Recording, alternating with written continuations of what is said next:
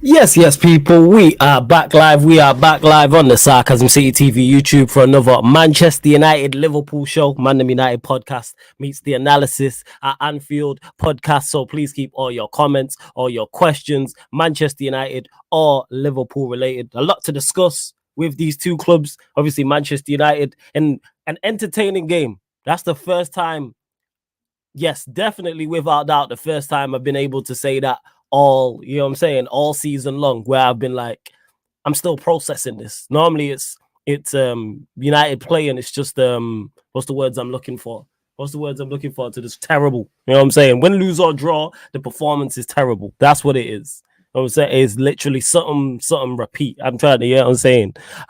But yeah, make sure you run up the likes, people. Hit the like button on the video. Make sure you share this across all the socials and subscribe to the channel, Sarcasm City TV as well. Man, I couldn't think of an analogy. That's not like me, but we move. Liverpool, of course, as well. They thrashed Chelsea, absolutely battered Chelsea 4-1, and they have Arsenal up next as well. But don't worry, man, it's not just me here. I have, you know what I'm saying, Manchester United representative with me, Liverpool representative with me as well. So we got Eddie in the building, and Madon G is also in the building. What you man telling me, man? You good? I'm good. How I'm sounding? Yeah. I sound clear? Yeah. Clear, man. We can hear you clear. Loving the garment as well, Eddie. I see you. You know what I'm saying? Thank you. Hey, man, like I said, like I say all the time, it's cold as hell out here, so I had to bundle up real quick, man. California cold as hell, Gotta cold. stay warm, right? Well, what's the temperature? Man talking about cold, and he's in California. What's the temperature? I think it might be like 50 degrees. Okay. Joe, nice and cold. Nice and cold. I'll summer, G. That's our summer. Yeah, bro, real talk. I know. I already know. That's our summer. What are you telling me, G? You blessing everything, yeah? Yeah, man. Big up Eddie, man. Big up Flawless, man. Hope you guys Shout out my dog, G. Well. How you doing, man? I'm blessed, man. I'm blessed. Man, love to have you on, G, as always. But like I said, run up the likes, people. Make sure you share this across all the socials as well, and subscribe to the channel, Sarcasm City TV as well. Hit the notification bell, roll to 10K. Make sure you subscribe to G's channel as well. I believe the link's underneath in the description. I have added it, but I'm going to add it to the title regardless. And it should be on the featured channel page, but if it's not, I'm going to do that anyway, people, because I've added everyone all the co-hosts who are on here, I always have their links underneath, not just on shows, they're on just in general, people. But big up to Sheik, I see you in the cut as well. Big up Barrio Malatelli, I see you, H, as well. To Bush, who says, why is everyone hyping Chelsea getting thrashed? I don't think anyone's hyping it. It's just funny. Yeah, nah. It's just, we see, as bad as Manchester United are, and we're awful, don't get it mistaken. I've been saying all season long, you lot are worse. I've been saying this. 100%. And Chelsea fans have looked at me like I'm crazy. Like, we are, we're mud brothers. No. We're in the mud, you in the swamp. It's not the same. It is not the same. Like, you lot are awful. Like, we're bad, but you lot are worse. And I've seen you lot play. Right? Even when I went to OT the game and I seen you lot play outside, damn, you lot are even worse live in the flesh. And even the way you went to Liverpool, we went there putting a better performance than you lot. And they had a better team against us. But we'll get into all that. Yeah, we'll get to that. Hey, G, the floor is yours, man. Liverpool 4, Chelsea 1. I see you smiling away. Floor is yours. Bro, you know what it is, yeah? It's like I was saying on the terrace the other day, like, I don't really care about Chelsea like that, like, anymore. This ain't like 2006 anymore, where they're the superior team, or 6, where they're the superior team. They got Jose Mourinho, top dogs, and I was shook playing Chelsea, Manchester United. I was shook because you just couldn't. You just knew this might get long. This might get embarrassing. This might get long. Like, I don't really want to play them right now. Let me get to my other teams. Blah blah blah. When it comes to Chelsea, honestly, man, I just don't really care about Chelsea. So one of those for me now. I don't even see it as like, oh, this is a big victory in the sense of, or in the context of, like, you just beat a big team, because right now they're not moving like a big team. So I'm just like, that was like when we beat Brentford or like Burnley, or like, it felt the same way, like, because of how poor they played, of course, in the game, and how poor they've been this season. So yeah, man, 4-1 victory. Yeah, it's another day at the office, man. That wasn't a sweat, at all, to be real. With all the good players that they've got, And then let's not act like they don't. With all the good players that they've got, they do have good players. Like, let's not mistake that. This myth that they don't have good players is ridiculous. They have good players. They have good players. And even just on that quickly, I think one thing that bugs me the most is football fans who hindsight's a wonderful thing, bro. Like, you all sit there and blatantly tell someone in the eye, nah, this player's shit, nah, Enzo's shit, nah, Caicedo's shit, or Sterling, whoever. But these times, you wanted them prior to them moving to Chelsea. So we can't all sit here now and all of a sudden hindsight has now told you, oh yeah, they're shit. No. Because there's been dead players who have done well at teams. That doesn't all of a sudden make them fantastic or great players. They've just done really well in a certain team, specific style of play, manager, all of that good stuff. And at Chelsea, especially with all the stuff that's happening off the field, with the whole FFP and like all of that kind of stuff.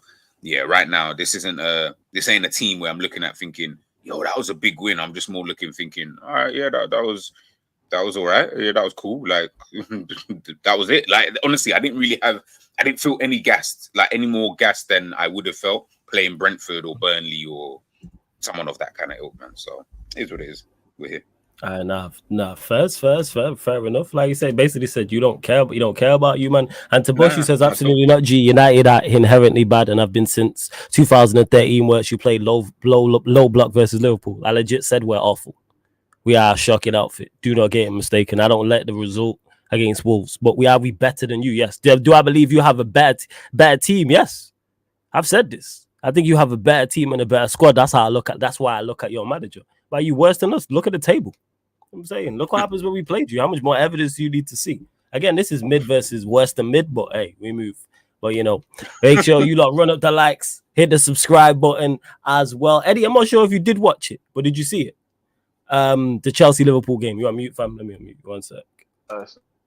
There you go. Go on. Yeah, I didn't watch it. Partly because I knew what to expect, man. Yeah. Like, Poch, brother. I wish you well. I wish you all the best. But, hey, man, you keep this shit up, Lewis gonna be at your front doorstep, man. I'll tell you that right now. Lewis is not happy. Like, yeah, it's not looking good, bro. It's not looking good. So, I think with Chelsea, man, it's just one of them situations where you gave this dude a bunch of kids, talented kids. And then what ends up happening is they find themselves in grown men fights and they getting their asses whooped and they wondering how come they can't come out on top. It's like, y'all not prepared for this shit. Y'all not prepared to go to Anfield. You're not prepared to go to OT. Not just on a tactical level, but on a mental level. Like, Cole Palmer is decent. He's not decent. He's solid. He's one of my favorite players to watch these days. Yeah. But I can't be having Cole Palmer roll through to Anfield thinking that he's going to lead the charge. He's never understood mentally what that takes.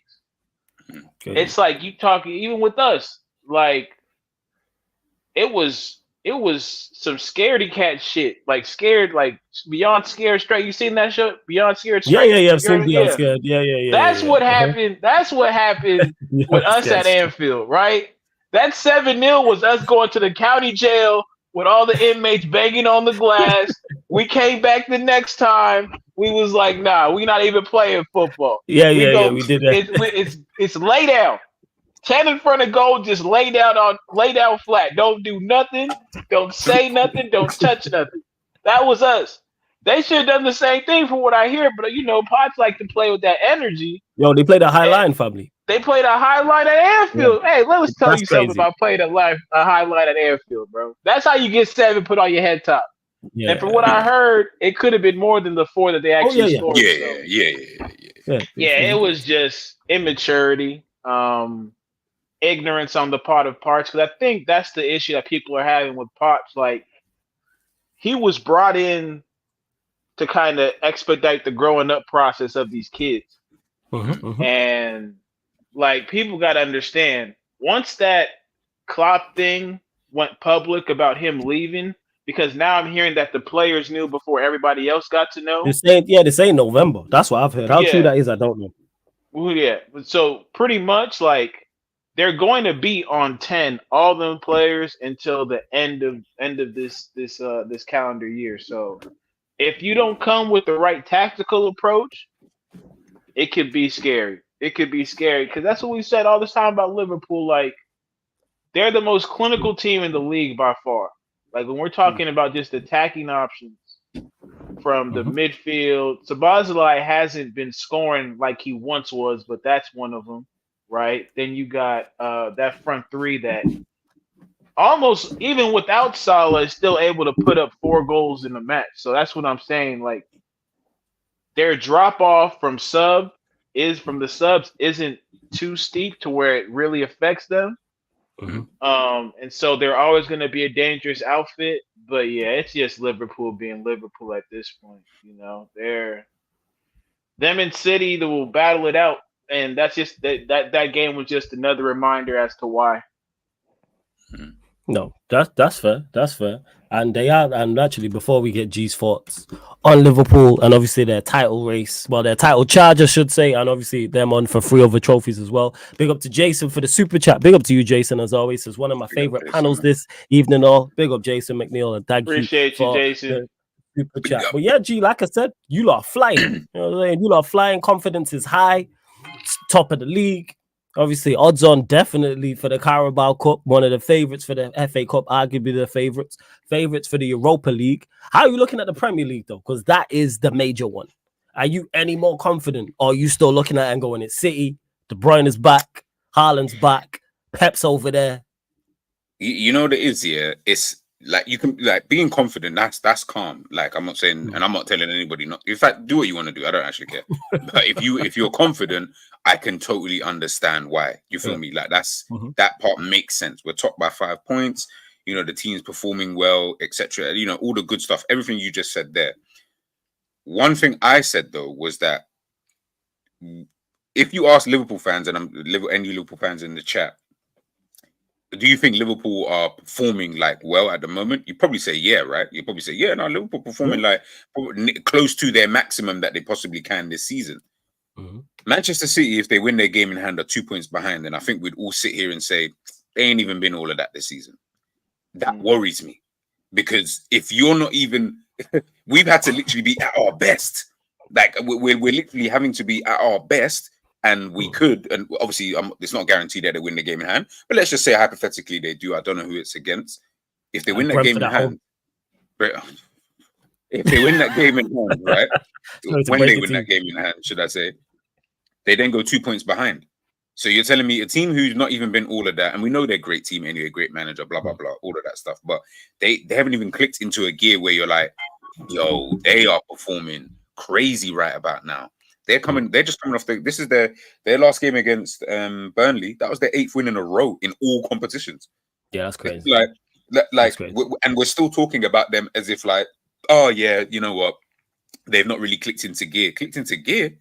What the fuck is eight games in a row then? Like, what's that? If that's not clicking into gear, then that's why I can't sit here and I can say, obviously, from previous battles, I can sit here and say, you know what? No, we got a chance, which we do. I think Liverpool have got a fantastic chance, and they're leaving themselves in the best possible position.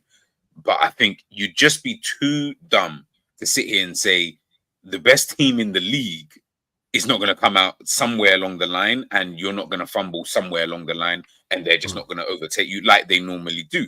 Now, where that might change is if in, say, like the next... We're in February, right?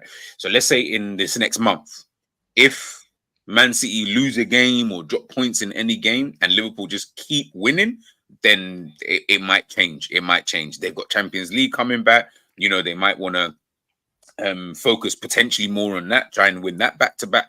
Obviously, we've got Europa League, but I feel like where we can rest more players than they can in these kind of games, in terms just because of the level of opposition, then cool. But that's where I'm looking at it is. It's not to downplay Liverpool. We're clear, but like I say, like I've said it all. I've said it at the beginning of the season, and when Man City would then start to drop off, I said, bro, do not sleep on this team. If they win their game in the hand, as I said, they only go 2 points behind, and this isn't even a team who I think are even performing at their best at this current moment in time, and they're only going to be 2 points. So what happens when they start playing their best? That means everyone else might as well just give up. Because the reality is, if them not playing well leaves them 2 points behind, them playing well must automatically then mean, you know, and again, we know it's not it's not linear like that. Like things are not going to happen potentially in that kind of way. But I'm still going to say my favorite sort of title is still going to be Manchester City. But not because I think Liverpool are going to be poor. I don't even think Liverpool even lose a game between now and the end of the season. I just think we'll drop points in terms of draws. That's what we always do. Bearing in mind, you're going unbeaten now from the rest of the end of the season. Okay, first. Yeah. I think we'll go unbeaten between now and the end of the season. But you got to remember, we've lost one game this season. Man City have lost 3. We've lost one game. They've lost 3. If they win that game in hand, I'll keep saying it. They go 2 points behind you. But yet they've lost 3 games and we've only lost 1. So where's the other drop points coming from? Draws. And that's what Liverpool do or have done consistently throughout Klopp's reign. Is you'll get a random draw. And the thing is, you'll get a draw in a time period where you're like, I don't know, you're coming off maybe like an 8-game winning run yourself. And Manchester City are probably on their 14th winning run at this win at that moment in time, right? You'll then get a draw. You get that draw, what happens? Bang. They go in front of you now because they'll win that game in hand that they probably will have over you. Now they're 1 point ahead. From there, I'm like, I don't. Man City being 1 point ahead means to me that they're going to end up winning it. Yeah, it's a long day. It's a long day. Do you get what I'm trying to say? So that's the way I'm looking at it. But with everything that's coming out, in terms of Klopp leaving, with the way that the team is playing, it could. Things do look good. That's all. That's what I will say. Things do look really, really, really good. But at this moment in time, in February the 2nd, I have to say, for me, Manchester City are still the team that I think will walk away with the Premier League title. Whether that means, listen, and we'll be called bottlers 100%, because there's no way you're gonna people will start using, but they had a game in hand, and we'll still be called bottlers. That's just how the bants go, so that's fine. But yeah, that's how I see it at the moment. Come back to me in a month's time, I might change my mind. All right, that's fair. Very balanced, obviously, and I know I'm going to get that from you. But you mentioned Klopp, and we actually haven't got your thoughts, because when we did the Liverpool show, the analysis at Anfield show with Klopp leaving, obviously you couldn't make it. But yeah, your thoughts on that? Like, how do you feel about it now? And then how did you feel about it initially? And do you think it helps? Does it hinder you? Is that a mix of both? How are you looking at it? Because it's a lot to contemplate. So I'll go with how I think it will empower us between now and the end of the season. As Eddie said, like, it's a case of the team will just, until the end of the season, I feel like they'll be doing it for him almost. Like, it's that kind of feeling like, it's his last season. Let's just try it and do everything we possibly can, to get them the victory. To get him, the Premier League title and all the other stuff that we're in, which I think we could potentially win. In terms of my own thoughts, you already know my own thoughts on Klopp in terms of I wanted him to leave. And to be honest, they hadn't really, I'll be lying if I said, oh yeah, I wanted him to leave at the end of this season. If obviously he has, if he was to win the Premier League, I'll be lying if I said that, because of course you win the Premier League. I'm like, all right, cool. You got your credit in the bank back. Yeah, I don't mind you staying, type of thing. But the fact that he is leaving, and I'll be super honest, for me, it's almost like a win-win situation, because the reality is, as I said, I wanted him to go anyway. It wasn't, I'm not going to pretend. I'm not going to lie. I'm not going to sit here and do the whole flip-flop thing. And you already know the tapes are there. Everyone knows it. They've already seen me say that I want a Klopp to leave. I'm not trying to deviate from that.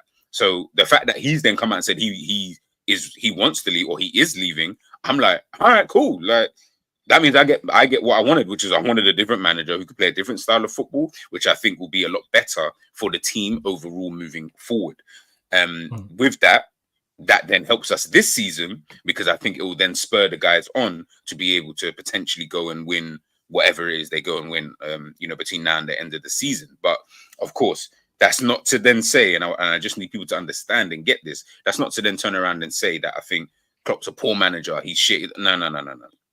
This is just more about his expiry date. And I feel still, to be honest with you, that even if he did win the league, I would still be like, all right, cool. I would give him another season and he would have to slightly come second. Yeah, he'd have to kind of do something again to keep me on side, kind of thing. And I know that's a tough ask, and that might be, oh, don't be a snob, your teammate. I get all of that, and I understand that, and that's fair to say. But I don't actually care. The reality is, when you're talking about a manager, and when we keep putting him in these conversations, Jose Mourinho, Pep Guardiola, Sir Alex Ferguson, Arsene Wenger, guys who have won more than one Premier League title, I'm sorry, you can't sit on that table and then claim to be in their realm when you haven't done so. What you've done for Liverpool in context, really, really great. Fantastic. You've been our best manager since I've been alive. You've won me the Premier League.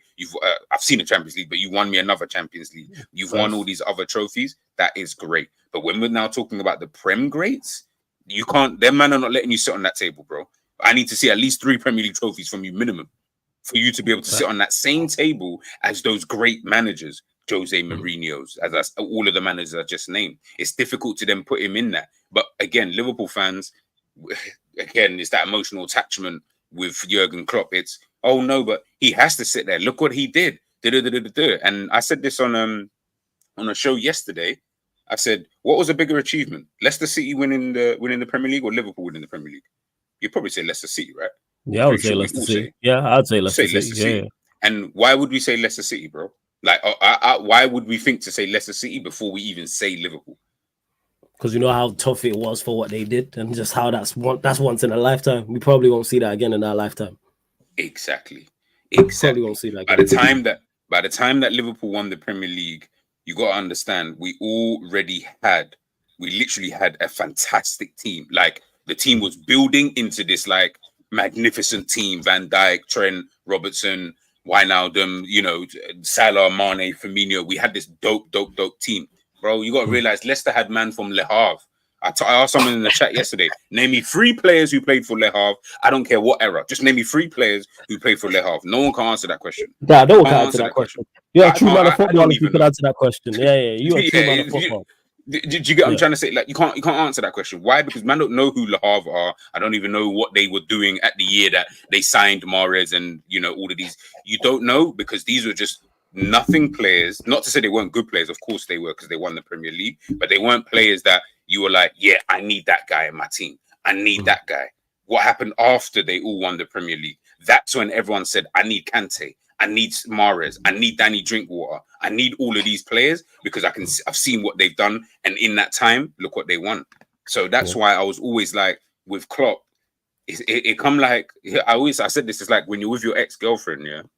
When you used to be with your ex-girlfriend. But you know them ex-girlfriends who were like, yeah, they were a good thing, like they were a real good thing, but there's certain things about them that obviously you just didn't really fuck with, hence the reason why you broke up. But they've got something about them where it's like, I got love for you, Like if I see you down the road, you know what I'm saying, I will come and say hi and we'll have a conversation. But the reality is you're not really it for me. You're not good for me in the long term. But in the short term, you was really great. We had a lot of fun. We did this, we went on a lot of holidays, etc. But long term, no. And that's what I felt with Liverpool and Jurgen Klopp was that in the short term, you did exactly what you promised you was going to do. I'll win you a Premier League title. I'll build the club back up. I'll get the respect put back on their name. Thank you very much. And we'll have a video. We'll talk about it next season, though, from like continuing. Or it obviously said next season he's going to leave. But if he wasn't going to leave, for me, it was like, I need you to kind of go soon because I need that next guy to be able to come in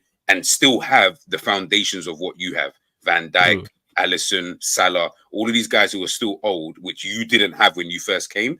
I need you to allow the leave next it in guy a bad to have situation. That. I get that. That makes sense. Exactly. Not leave and then man leaves, Van Dijk's 36, Salah's 35, and these guys are all dead food. And then by the time the new manager comes in, we're doing a whole 10 years. No. No. So yeah, that's kind of my thoughts, man.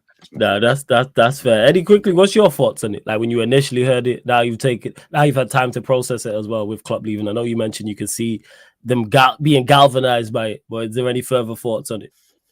No, I'm just happier, that it's gone on this long and it's concrete that he's leaving. I think that's the best part. That it's like, it's actually there's no comeback on this one. He's out, he's gone. So it's smooth sailing. Hey man, that's one more down the drain. I can care less, brother. I can care less about their feelings. Except G, you my dog. You seem to be doing pretty well with it, so I don't got to worry about you. But I'm good. The rest of the people. Please. Like the Ryans of the world, I hope they crying in the corner as we speak right now. Oh, Ryan definitely cried. there's that one moment where they just like they walk in, and, you know, they have those that movie shot, and he's just walking, and all of a sudden he stops, and he holds his chest.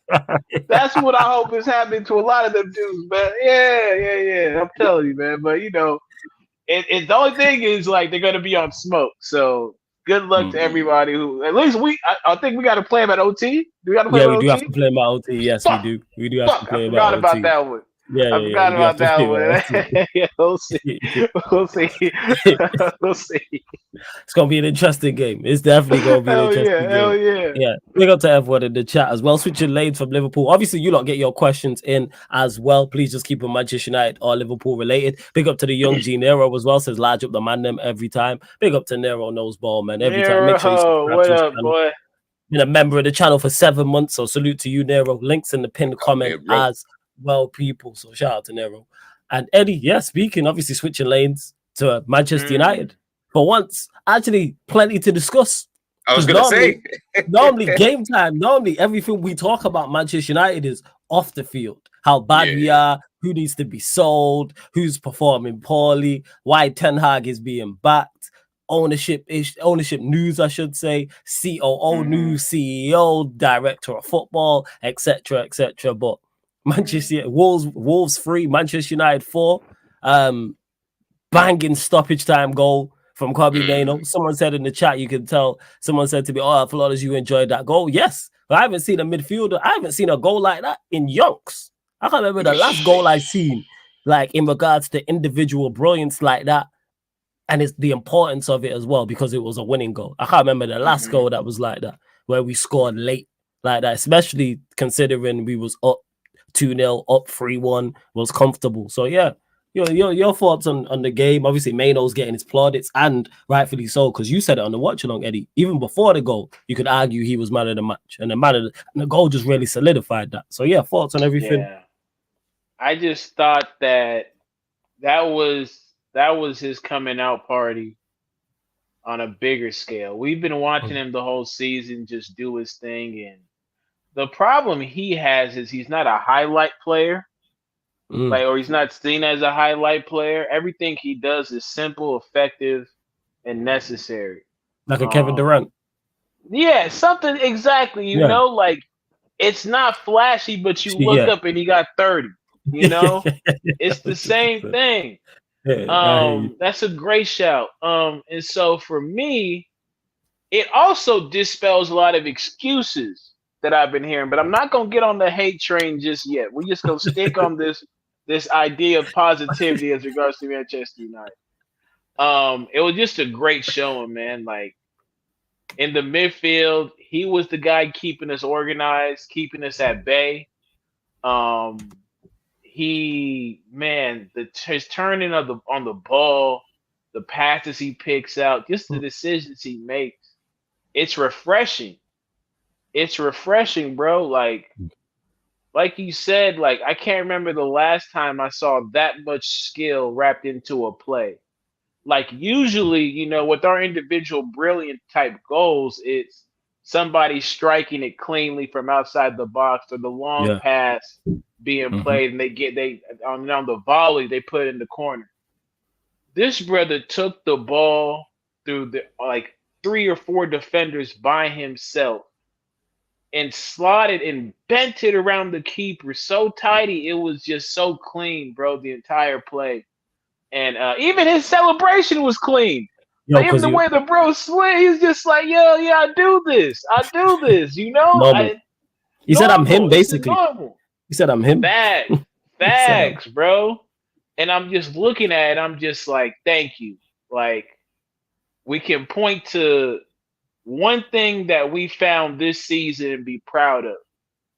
And so moving forward, how we set him up to succeed is going to be one of the greatest tests that Ineos have. Because he's not a player who needs a whole lot to succeed, but I think to get to that next level, we have to put talent around him. We can't be surrounding him with the same type of shit that we've been surrounding all of our talented players with.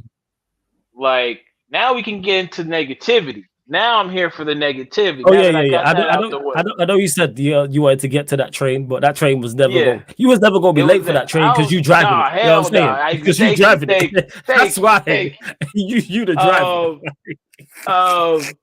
I've gone from free Marcus to Marcus free, so I don't have to worry about standing up for Mark again. Flawless. I'm Marcus Rashford's biggest supporter. Don't do that, okay? This guy. I'm really one of his biggest supporters. Yeah. And so he gets the goal 5 minutes, and then it's the same old Rashford. It's literally the same old Rashford. Drive it, get nowhere, kick the ball somewhere. Hopefully, somebody in our team receives it. Not even knowing where he's kicking it, by the way, people. Garnacho, Lord of mercy. This is what I wanted to say. Go. All that he needs time. He's a young player. He's this, he's that. He'll get there with age. You don't give that to Kobbie Mainoo. You just say off top, Kobbie Mainoo's that guy. That's true. What's That's the the point. diff? Oh, aren't they about the same age, people? Yeah, I think Like, Mainoo's younger. I think he's a might year be younger. Might be Yeah, younger. I'll double check that. Yeah. Doesn't have as much game time as him either, which is a very big plus when it comes to your development as a footballer. So at least we can now acknowledge the young excuse is gone. Højlund. This brother in his celebrations of goals. Højlund. It was a lucky deflection, my boy. It was a lucky deflection. It bounces off the center back, the keeper, then conveniently bounces off your toe. Maybe not even the whole toe, maybe the toenail. And they have to credit you with the goal. The assist to Rashford, okay, we can give him some plaudits. The hold-up play, okay, cool. Like, again, the Lukaku allegations are getting stronger and stronger by the daytime, my boy. You have a bunch of pace that you're not using, but you just want to be a target, man. Like, yo, I'm right here, Onana, throw it up. I'll get it. Pause. It's crazy. But I'm not here for it. I'm not here for it. Hey. Bruno Fernandes. I didn't think you could outdo yourself on how piss poor you played for the last couple of weeks. It was such a mixed bag from him. You did it was that. so you mixed. did that. So you guys could take the mixed bag. I just think it's a bag of dog shit. I don't get the mixed bag. I think it's a bag of dog shit personally, me. The brother can't pass from me to you. It can't. You open that like what's that? It's that prank, right? They light the bag on fire. The dog does this thing, like the bag on fire. That's what we get with Bruno. That's the only bag we get with Bruno. That's it.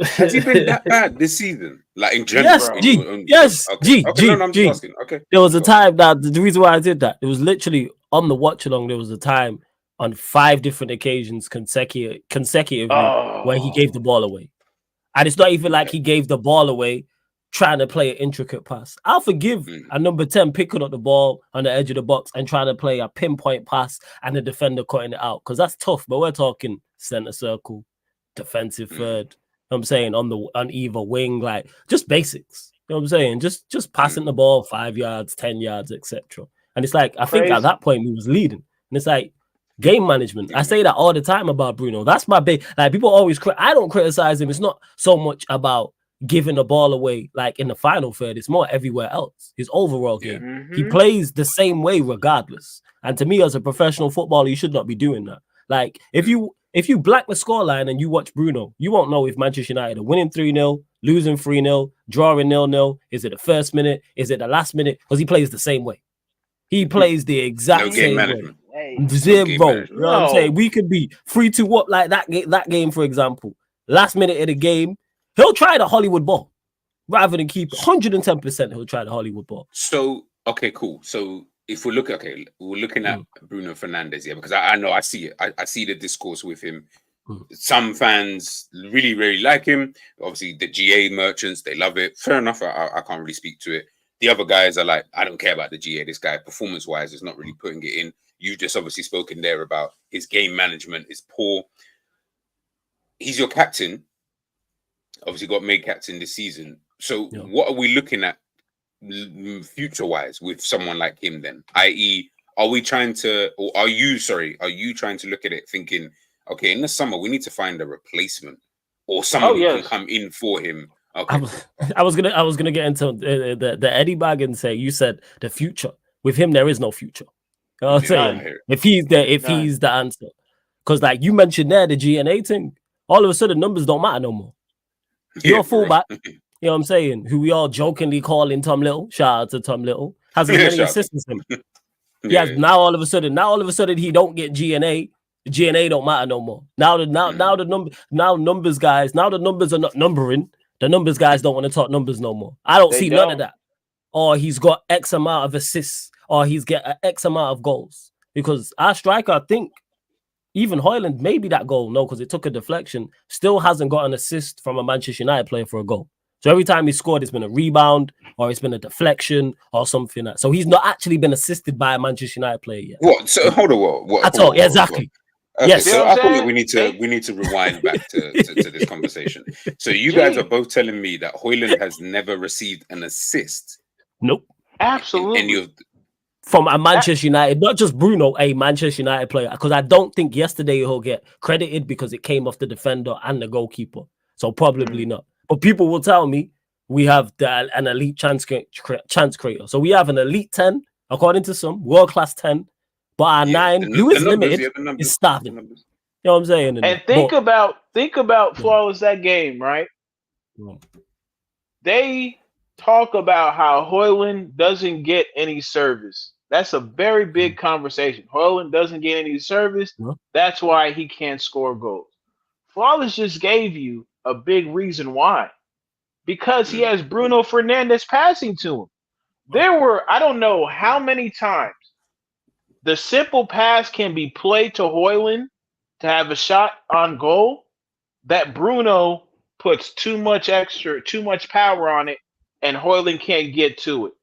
Or he plays it wide. Some of the crosses that were being put in, I swear to God, I thought they were match fixing.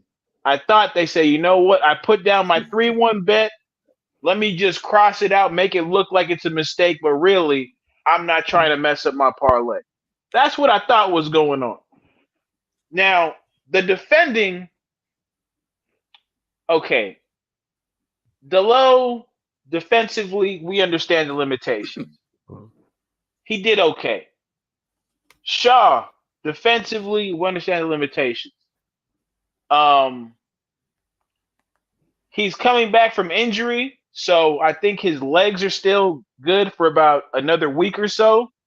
Then we'll be seeing the Shaw that can't overlap, that can't track the run. Like, that Shaw will make its way back. But the manager, this dude, man.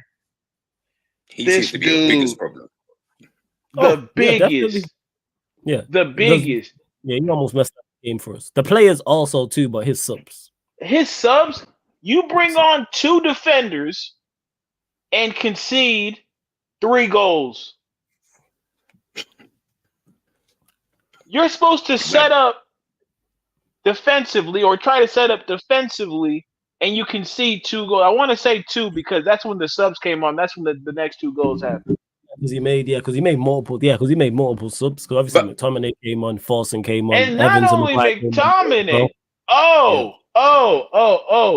You just had to sneak your boy crush on there, aka Anthony. That's what I'm gonna start calling this brother, boy crush. That's the only explanation I can make for how he even appears on the team sheet. Meanwhile, Ahmad can't even get any play time. Well, one of the worst sub performances I've seen from United this season. And that's saying a lot. That's saying a lot. And he was at fault for the third goal, the equalizer. It was him. He was the one who got caught on it, trying to take the ball towards 2 players. That's what we're dealing with, man. Decision making. Go on, G. I was just about to. No. It's cool. I'm laughing because whilst Eddie's talking, I'm looking at like the stat because obviously, again, I don't watch Manchester United religiously. I try to catch you guys every now and again, you know, if there's nothing really to watch. But I'm looking. So we're talking about Bruno Fernandes, right? And we're talking about the numbers, guys. Bruno Fernandes is 3rd joint third in the league for big chances created. So that's where I say the numbers guys will use things like this. That's why I say the divide in terms of I don't watch Bruno Fernandes, so I would have to more or less go by numbers because I don't watch him enough. So I'll be like, well, but his numbers say he's getting X, Y, Z amount of assists, and he's doing this, he's doing that, or whatever the case may be. But of course, you people who watch him all the time, every single game, the numbers don't really matter to you because you're seeing the performances. And that's why I laughed. That's why I asked you guys at the beginning, has he actually been that bad? Again, I don't watch him, so that's why I was thinking. But the way you guys are talking is making me think, like, really and truly, forget even Bruno Fernandes, forget even Anthony. The manager seems to be your biggest enemy right now. Like, he seems to be playing against you guys. Without that, without a doubt. Say you bring on 2 defenders, and then we go and like that doesn't even compute. What's the point of bringing on defenders if you're just going to concede anyway? Yeah, that doesn't even make sense. Hey, sense. You know what though? And you said before you go, Eddie, you said he's the third. He's got the third biggest chance created there. G, have you got the list of that? Have you got like list? Yeah. What's the list? Yeah. Is it a top 5? Is it a top 10? How long's the list? What's he got? Is it a whole list? The list is as long as you need it. Oh, is it? Yeah. Name the 10 for me, please. Give me the top 10. 1 to 10. All right. 1, 2, 3, 4, 5, 6, 7, 8. All right, cool. First, Mo Salah. Second, Trent. Third, Bruno Fernandes. Fourth, Saka. Fifth, Son. Sixth, Trippier. Seventh, Anthony Gordon. Eighth, Pedro Porro. Ninth. Go on, who's ninth is Alanya. Which is mad because you guys letting go. And 10th is Dwight Mainoo.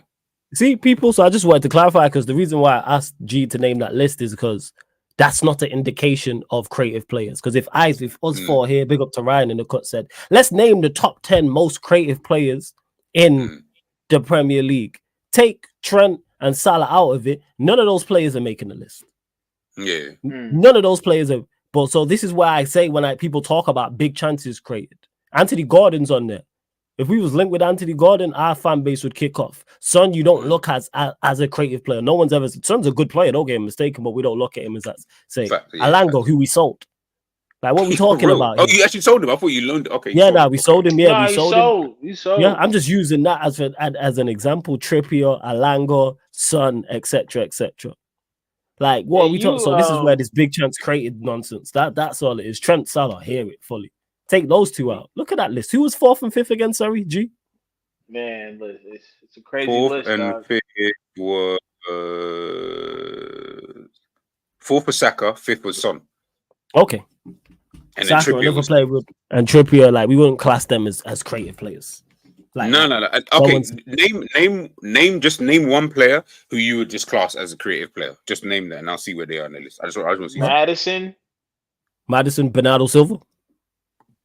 There's another one. Bernardo Silva is 11th. Madison is. To be fair, remember he was injured for time. Yeah, he's injured. All right, Cole Palmer. Cole Palmer is right. He's joint 16th. Okay. So Cole Palmer's joint 16th, and Alanga's in the top 10. Someone tell me which one's the more creative player. But Phil Foden is joint 25th. Phil Foden's a very creative player. People, this is why eye test matters.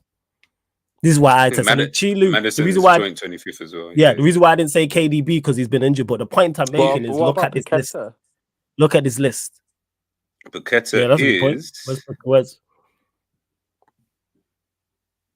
joint 12th. Okay, what are we talking about? He's joint with Darwin Núñez. That's jokes. Okay, Darwin Núñez. And if I sat here and said Darwin Núñez is a creative player, everyone would want to lynch me. What are we talking about? If I said Darwin Núñez was a creative player, it was a creative outlet and a creative player, people are like, what are you talking about? Phil Foden's 25th on the list. Phil Foden's 25th on the list. Yeah, he joined with Marcus Rashford, boy. Yeah, hey, there we go. You said Porro was in the. Was it Porro who was in the top 10? And Porro's actually. Porro. He's going forward. Yeah. Porro's right. Anthony is joint 35th. There we go. What are we talking about, people? So this is where you asked what the future was with Bruno. Yeah, I've always said this. Bruno has to be our Coutinho that was for Liverpool. We have to use the funds that we get from selling Bruno to make the team into an actual contender. You got football family. As long as Bruno is with us, and that's the person who you're giving a lion's share of the responsibility to be creative, you'll lose. Point blank period. Because as many times, like, this is what I say when people talk about the numbers, right? And the performances. Let's say Bruno gets a goal. Let's say Bruno gets an assist. Then there's the very definite possibility that Bruno can play 3 other passes that turn the ball over to the other team and lead to goals, and we end up losing 3-2. That is a Bruno-esque game where your 2 goals are meaningful, but not as meaningful as the 3 chances that you created for the other team to score and win the game. That's the balance people don't have. Like, everybody's okay with being creative, taking chances, right? But they're called calculated risk for a reason. You can't just risk it all the time. You have to be calculated with when and how you risk it. And unfortunately, Bruno has no idea what that means. You're just risking it all, man. No protection. Just man. risking it all. Risking it all, and man. I, Just running up in gear, fam. if we all go to the game, right? We all go to the game. Gee, you know what I'm saying? We all go to the game, right?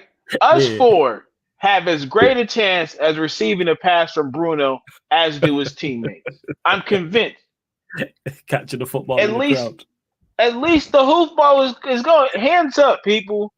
Cover the women and children and make sure you're ready to receive the pass, because he's going to play it to you.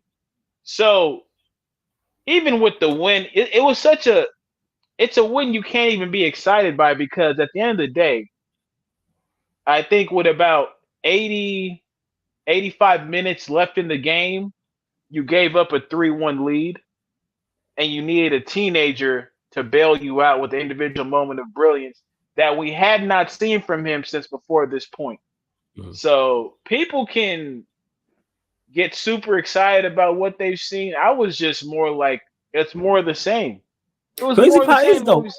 Crazy part is, Eddie, like, minus like a few dumb decisions, I actually like the performance. Yeah, Wolves were poor, but we actually, for the first time all season, took advantage of a team performing poorly for a long period of time. I remember you saying on the watch along, that's one of the better first half performances. And most people I've seen say that. I've seen a lot on social say it was actually a good performance. Like, everybody in the team, in particular, the first half played, at least everyone was good to very good. Wherever you want to rate them is a whole different conversation. But Lutana went, created a lot. Only criticism I had in the first half was we went out of sight. It shouldn't have been a game going into the second half. We should have been minimum 3-4-0 up, obviously. And one thing that we did do well was the decision making was spot on. If you look at the 2, I can't remember the last time we scored 2 great team goals like that, and 2 great team goals involving both fullbacks.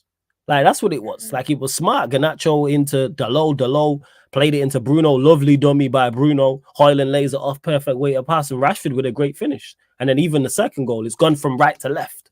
I couldn't believe what I was seeing. Short overlapping. Rashford with, how many times have we seen Rashford overhit that pass? I'm saying into Shaw on the overlap. All season long, we've seen that. And then it's actually a good cross, and Højlund actually on the move before it gets there. Højlund on the move. I was like, okay. And then even in the second half, we started off and it's like more of the same. We just didn't take our chances. It's like, you have to take your chances at this level. And I kept saying it. Take your chances. When it was 2-0, I'm like, make this 3-0. Even when it went 3-1, I'm saying, make this 4-1. I don't trust this team, which is terrible because we're playing Wolves. It's not like we're playing one of the best sides in the Premier League. Wolves are mediocre. Yeah, decent side. Yeah, they have a couple of special players. Yeah, go on. Because, and now that I think about it, I've said that a couple of times this season, only to have the same thing happen every time I've said it, you know? I think because we had just been playing so bad for so many games, and then we hadn't played it a little bit, that we kind of forgot what the makeup of this team was. Like, we can point to this team playing well in a match for 30 minutes, right? Oh, yeah, definitely. Yeah. playing well in the match for the entire 45. What we have at no point said this season is, other than one game, which I think is the Crystal Palace Carabao Cup game, where we've played 90 minutes straight and had something to be proud about. Never seen, like, they continue to put these types of performances up. This is just what they do. Like, they'll play better than we've seen for about 30 minutes, then the rest. Like, how can I say with 65 minutes left after they brought a goal back, welcome to 25 minutes of hell? How can you do it a lot? You call out when the other team is about to score a goal. We sit here more times than not and diagram to a T how this game is going to finish. Yeah, the momentum, because we can see the momentum shifting in the game. Like, oh, geez, we can't keep hold of the ball. Oh, geez, this could be problematic. Well, yeah, like, surprisingly, like, even Ed said it in the chat, best 80 minutes we've had all season. I said I couldn't believe what I was seeing. It was, again, we weren't exceptional. We just did the basics. And this is all I asked for. If Manchester United do the basics and the decision-making is up to par and we fall short, surely because of quality, you go, okay, the other team's just better than us. But you can at least compete, because the teams without our talent who compete. We've seen it happen. We've watched it. That's why I'm not interested. And you mentioned it in regards to when you mentioned Mainoo and Garnacho and how age isn't a factor. That's not a factor. Lack of talent is no excuse for lack of application. There's no excuse for lack of will. There's no excuse for lack of graft and lack of effort and being tough to beat. And like I said, if quality, if you get beat by someone a team who's just better, cool. You accept that. You go, you know what? They're just better than us. But you don't just roll over and play dead. That's always and the decision making was spot on for 95% of that game. But you still seeing the dumbness in regards to something like the second goal. Bruno, that head is shocking. People ain't talking about it because we won the game and because it's Bruno. That's a shocking header. You're at the near post there to stop when the cross is under hit. And you had it into the danger zone. No one ain't talking about that. Let that had been a player we don't like. Or the media don't like. I forgot he did that, and that just furthers my point. He plays the corner to I think it was McTominay for the goal, right? At the same time, the corner that did he not put that ball in? Oh yeah, I think he did. I think he did cross it. Yeah, right? McTominay's goal. I think so. Yeah, it was him. And then he puts in the header that leads to the Wolves goal. Yeah. It's exactly what I'm talking about, people. And so, before I forget, shout out to all my people in the chat too. I mentioned y'all, Kobbie, AJ, him and us. Y'all know who you are. Shout out to y'all for tuning in every time. But yeah, it's just an embarrassment. It's a feeling of embarrassment that I don't understand how these teams continue to play us with a high line too. That shows me something about your management skills. Yeah, they were very passive, which was surprising. Why would you even, especially with United, why would you even attempt a high line? I think that's why we struggle with. I think Wolves are ahead of West Ham in the table, but we'll probably have a tougher time dealing with West Ham than we did with Wolves. West Ham have already beat us too. They're just going to sit there, low block us to death, and then probably Kudus will make us pay on the counter because the manager will probably sub out Casemiro. And people, you got to stop with your Casemiro agendas. He played fine. Yeah, he won the ball back. He played like a 6.5. Yeah, I thought he was good. That's about it, right? But people want to act like he played terrible and then barely speak on Bruno. It's weird behavior from the fan base. So I've talked enough about this result. We're on to West Ham, but yeah, it's just one of them situations where it's a win is a win, right? You'll take 3 points. Yeah, go on, G. And I was going to say, like, to that point that Eddie just made there, everyone's got their favorites, man. We know it. Every fan base, my fan base got it too. with Nunes is the love child. He's the special kid that you can't say anything because his mum might get a bit angry if you say something untoward to every Man. fan base has these kind of players. And I think Yeah. I don't know, again, just guessing with Manchester United, it seems like you have a lot of those kind of players in your fan base where people will overly protect them and you're just sitting there like, are we watching the same game or are we watching? And I'm not saying he was bad or great. I'm not saying either way. I don't really Yeah, care you about said how we he watching played, the but same there's game. always Yeah, just going to be those kind of players, kind of thing. But it's just one of those things. Those are the ones. Those are the people I tend to try not to conversate with too much because Oh yeah, 100%. it's difficult to battle someone when they have this love affair with a player because you can't. They'll come up with things that you'll just be like, I can't even combat that with a sensible argument. So let me just leave it here. Let me just Yeah, because your argument's not sensible with it. Like they see no wrong because exactly. we're So I not can't fight. criticizing. I can't fight. Yeah, they You know see what I no mean? Dumb, wrong. Yeah, dumb it's can't fight crazy. dumb. Do you know what I mean? It Yeah, don't make no sense. So so I don't we're even here. debate it. It's even the Ten Hag inners, even Yeah. though they're quiet. I don't see them in the chat no more. But we move. You know what I'm saying? They exited the chat when we exited the Champions League. But anyways, run up the likes, people. Run up the likes. Hit the subscribe button on the channel. It is road to 10K here. Make sure you subscribe to G's channel. Links in the title, people. You just click the link, opens up a new tab. That way you can subscribe to his channel, find all of his socials as well. But yeah, subscribe. We're at 9,000, I think 519. I'm asking for one more subscriber, people. Get us to 9,520. Just one. Big up to Neville B. Ed. I see all of you lot in the chat as well. Ryan, you there? I think Ryan's with us. Yo. Yeah, I'm here. Yeah, Ryan is there. So we'll go to you, Yeah, Ryan. don't Obviously, hide, man. Don't hide, bro. yeah, man, don't hide. We already know your thoughts on Klopp leaving, but game against Don't Chelsea, hide for obviously. what, man? Our team's doing well, man. Like, why would I hide? 4-1 winners against Chelsea. Thoughts on the game, Ryan? Yeah, we were really good in it. We battered them, to be honest with you, from start to finish. We were really good. Apart from maybe like a 5-minute spell in the second half. You know, when like I feel like it was when Klopp made 4 substitutions at once after 3-0. That's always going to have a big effect. And when you're making 4 subs at once, the whole dynamic of the team changes. And then Chelsea got into the game a bit, then got a goal. Let's be honest, should have had a penalty as well. Let's just be honest, they should have done. But even then, like, we battered them overall in the game. We were by miles the better team, and we fully deserved the win. Yeah, they could have had a couple of penalties. They should have probably had a couple of penalties, but we deserved it, man, and we deserved the win. And yeah, we were really good. Everyone, I'd say, apart from maybe our 2 centre backs, I thought our 2 centre backs were a bit shaky defensively at times the other day, which has been unlike them recently. They've been really good. Recently, but I thought they were a bit shaky the other day. But everyone else was really good. I thought Gomez and Bradley in particular were really good. Our McAllister, I think, was excellent again. Jones and Szoboszlai were sound. And the attack did the business as well. Like, you can't really complain, to be honest with you. We're doing well. So yeah, man. It was a good performance the other day, man. Chelsea were ass as well. Don't get me wrong. Like, they were awful in it. Yeah, they were awful. Were you surprised, Ryan, about how I know you expected to win the game, but were you surprised at how bad Chelsea were? Yeah, I actually was. I think it's a combination of us playing really, really, really well as well, and actually making them look shit as well. But also they were shit.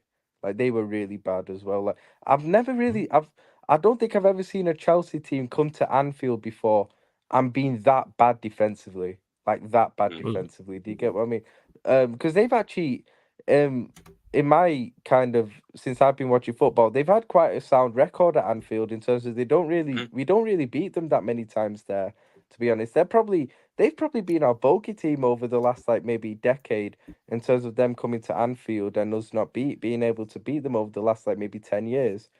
But and normally it's because they don't really allow us any space in behind. They're defensively sound. They make it difficult for us. They're tough to break down and beat. But the other day they were awful defensively, bro. Like, we scored 4. It should have been about 7 or 8 at least, bro. Like, Nunes hitting the bar 4 times, whatever. But we absolutely battered them. Like, they were horrible defensively. So yeah, I didn't expect them to be that bad. Yeah, man, it was good to see Caicedo having a stink fest. That was a nice thing to see. You know, because I know there are Chelsea fans who are actually trying to make excuses for it and make out like he wasn't Go on. actually that bad. You went to Bro, I get this was off there. your He was chest. Go on. ass. Floor's Bro, yours, I fam. was Because at you've the been waiting to game. get He this off was, your chest. bro, I Hey, was there. Ryan, He was Ryan, before you ass. carry on, this is now your time. 'Cause I don't want to see this in the chat for the next 2 weeks. You asking me this. So the floor is yours to I get this only shit asked off it your you chest about once. Caicedo. No, but I know what you're like. You know what I'm saying? So I'm Yeah. saying this is your moment. If you need 20 minutes to cook Caicedo, if you need 30 minutes, if you need an hour, everything you want to say about Let me know so I Caicedo, can the get a cup floor of is tea, yours. man. Let me know Yeah, so I can yeah, get a the cup. floor is yours. Before you continue, though, Ryan, big up to Saeed for the raid. Large up to Saeed every Big up, single Saeed. time. Big up to everyone joining over from the raid. Please make sure you run up the likes, hit the subscribe button. Make sure as well you keep all your comments, questions, Manchester United or Liverpool related as well. And everyone who's here, make sure you subscribe to Saeed because that's my done as well. But go on, Ryan. Floor's yours, man. Because I know you've been waiting for this. Caicedo slander. Cook. Brother, you know, it's just beautiful to see, innit? It's just beautiful to see, bro. Like, you know why it is with Chelsea fans, why they're so sensitive about his performance the other day? They knew this was the one game he could not have a stinker in. They knew this would be the one game he couldn't have it in against Liverpool at Anfield. They knew it. And he was, bro, I was there. He was awful. He was on the ball and off the ball. This guy was rubbish. Rubbish, bro. The amount of times I saw, especially Curtis Jones, get the better of him, get past him. We bypassed him very easily. On the ball, his touch was heavy and everything as well a lot of the time. Bro, he was rubbish. And there's no reason. There's a reason why he got hooked in the second half. Bro got hooked. Yeah, he got hooked, bro, for a reason at the end of the day. And look, my issue is with Caicedo is obviously I obviously want to see him do badly because of what happened in the summer at the end of the day. But it's the way Chelsea fans are actually trying to protect him and defend him. Like at the end of the day, I get Poch's tactics aren't good. I completely get that in it. I get that. But bro, you're supposed to be one of your best players. He's supposed to be one of your best players. He's your most expensive player. He's the most, and yeah, people say, oh, they'll bring price tag into it. Price tag matters. When you cost 115 million, you're expected to deliver. And bro, you were awful the other day. Absolutely awful. Don't let Chelsea fans con you into thinking he did okay the other day. He was rubbish. And I don't care about structure of team. Yeah, structure of the team can make you look worse, but it shouldn't make you look that bad. You should still be able to play decent if you're that good. Do you get what I mean? If you're that good and you're 150 million, you get all this hype and everything. You should still be able to perform to a reasonable level. Him and Enzo. To be honest, I actually didn't think Enzo was as bad as what people make out the other day. I didn't think he was that good, but at least he showed some glimpses. Do you get what I mean? He did show a few glimpses, to be honest, Enzo, the other day. But Caicedo was awful. Like I said, there's a reason he was the first one to get hooked in terms of him and Enzo and whatever in it. So, brother, he was just terrible, man. And you know, my issue is if he'd have come to Liverpool and played anywhere like this, the way he has done, he would have got cooked in it. He would have got cooked at the end of the day. So because at Chelsea, it's different, man. That's the way I see it. It's like he's been getting protected too much this season by Chelsea fans, in my opinion. Oh, he needs this next to him. He needs to be in this system. He needs to be in this formation. He's not a lone six or that. Brother, you're 150 million. You got all this hype. Start performing like a top player, like people think you are in it, instead of getting excuses made for you all the time. £150 million players should not be getting excuses made for them. They should not be getting excuses made for them, and they should not be getting overly protected at the end of the day. That's my issue with the Caicedo thing at the end of the day. If Chelsea fans just admitted that he's not performing as, I'm not even calling him a shit player or anything. He's a top player. He's a good player. I wanted him in the summer for a reason. I was gutted when we didn't get him. But at the end of the day, he deserves criticism instead of getting overprotected all the time. You're supposed to be this good. Deliver then. It's like you say, Flawless, if you're one of the best players, then you're also one of the most responsible when your team don't play well. And he didn't That's play true. well. I agree. Yeah, He did I not do. play Yeah, well. And yeah, for he me, was poor. I agree with that. He was poor. Yeah. I'm not saying he's been completely shit this season for Chelsea. He hasn't been completely shit, but he's not been anywhere near the level that, in my opinion, he should have been. Do you get what I mean? And that Yeah. deserves criticism at the end of the day. So that's my issue with the Caicedo thing at the end of the day. So that's where it is, really. Okay. Big up to Victor in the chat, who's been a member of the channel for 16 months. Hey, big up to you. He just put Potch out. He also says bigs ups as well. Just quickly, I get to this from Rhino, who says, LOL, debate for the lads who's worse at United and Chelsea. Flawless is going to say two cheeks of the same ass. Someone asked me this before, Rhino, on this very show before you got here. I actually don't think it. They're worse. Again, we're bad. They're worse than us. You know what I'm saying? They're worse than us. They're awful. You know what I'm saying? They are that bad to me. And we're bad, but yeah, they're worse. Yeah, go on, G. I think they're worse, but their performances are better than yours overall. Yes. But I agree with they that. are worse in terms of, obviously, look at the league table, and all of that. Yeah, fair enough. But if you looked at just performances and you didn't look at necessarily where that would end up in leagues, I feel like their performances have slightly been better than yours. Oh, they've been I feel better. like Not even slightly. Yeah, They have been. Yeah. And that ties into what I say, G, when people ask me who has the better team. The reason why their performances is better because they have more talent. They got more talent. Chelsea have got they got more talent. Squad without if someone, if somebody said, would you swap your squad for theirs? Yes. Yeah. You know what I'm saying? Just give me a new back. I'm swapping our squad for theirs, and I think their squad has holes in it, but it's better than ours.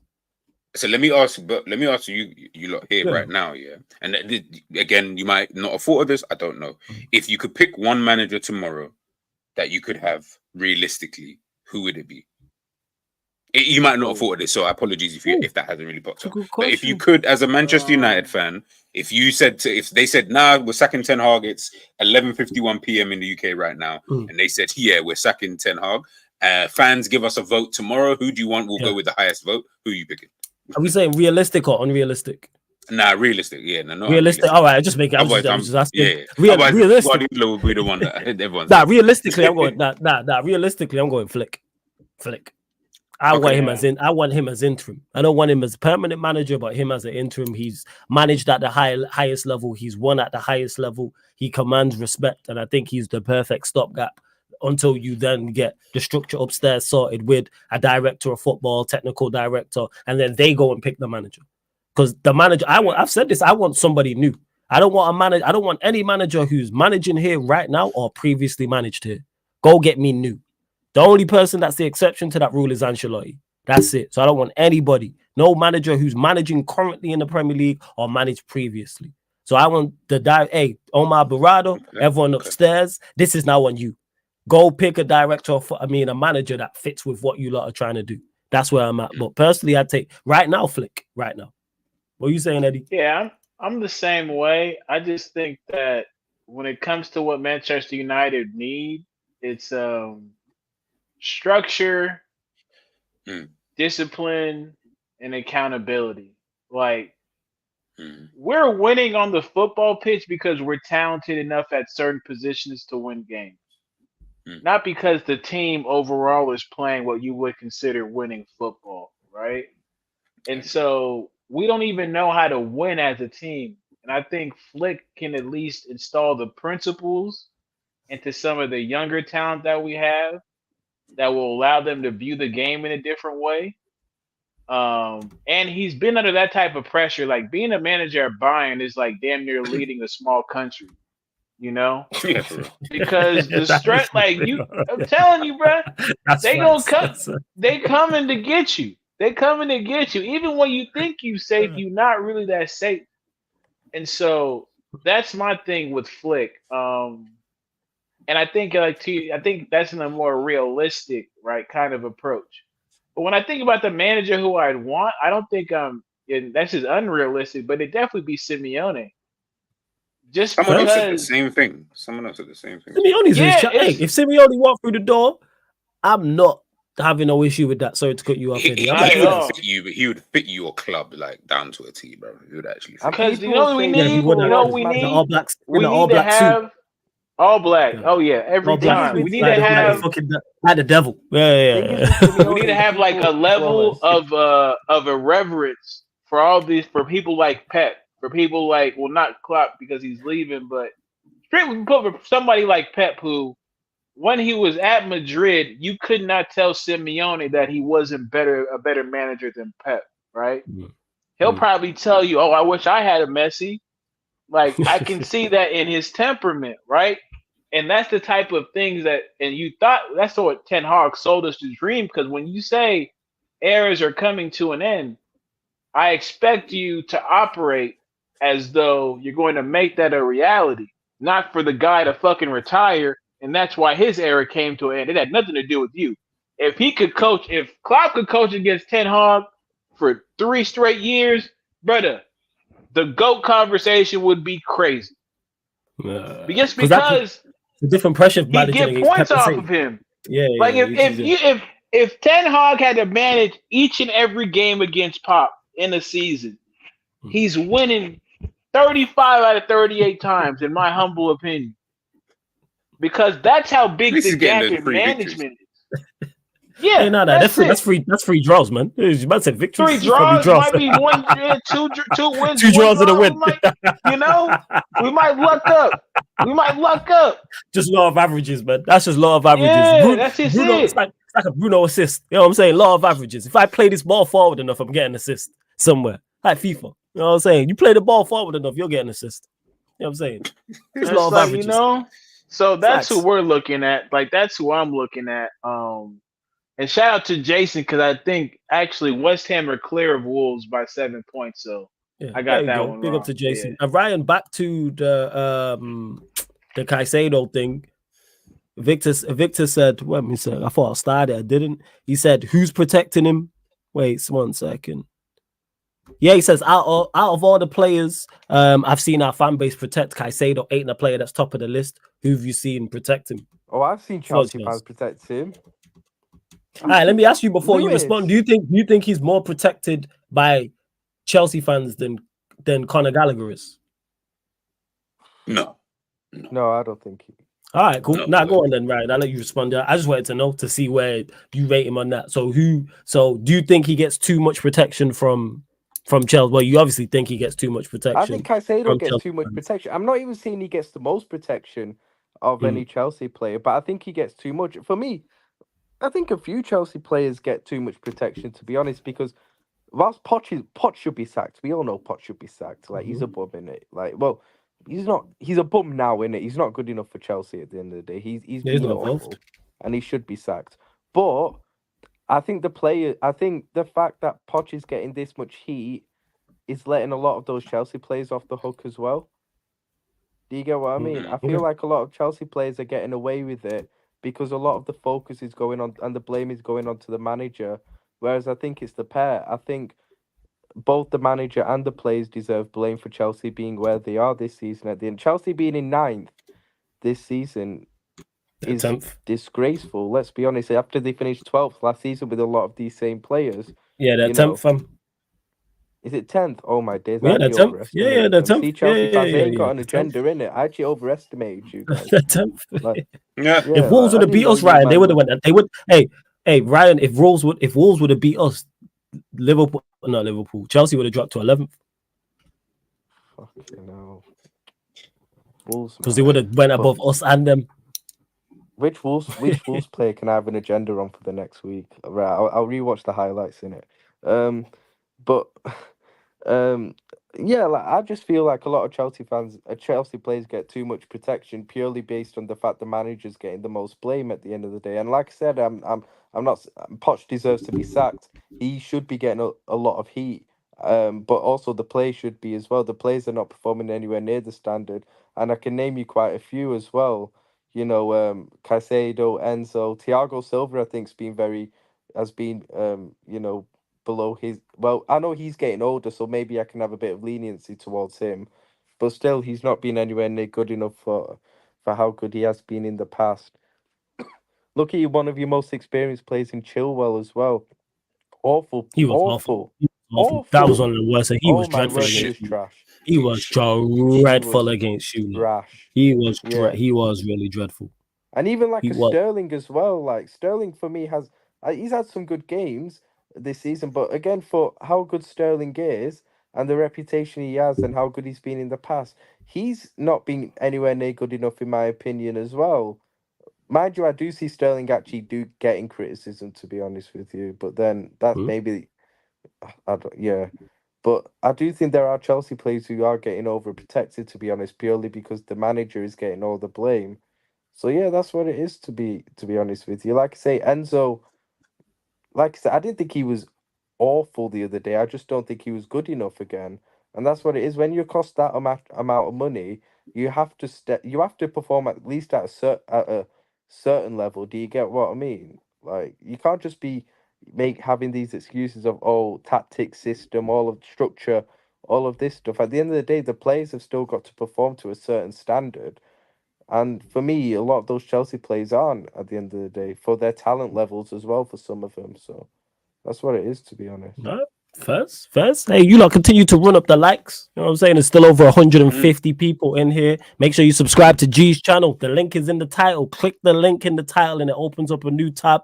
Make sure you subscribe to his channel. Make sure you subscribe here as well. How many likes we on? Like check 1 2 1 2. Right. Let me double check this. How many likes we on? 1 second, people.